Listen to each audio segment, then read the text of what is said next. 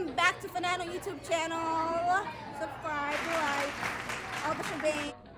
Today's Friday, and we have to do cleaning today. It's Friday.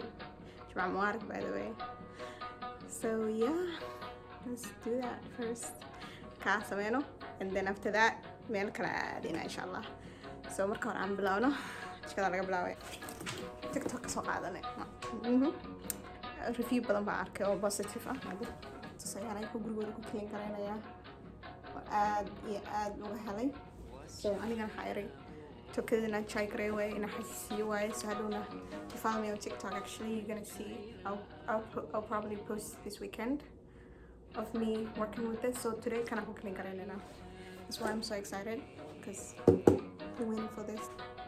Let's do that. I personally love watching cleaning videos. That's video cleaning out. And in time gets to YouTube. My clean karaya. That's my thing. I like doing that, and that's what I'm gonna do right now.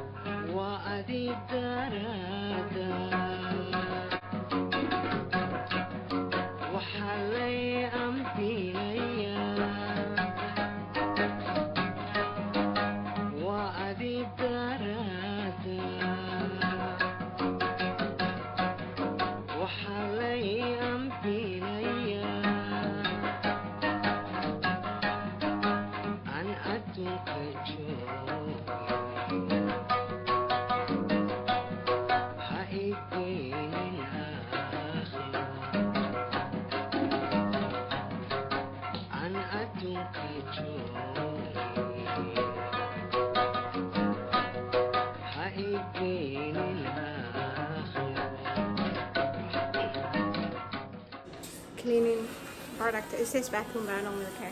Just what I was down clean, but no. Nail stuff. It's human product.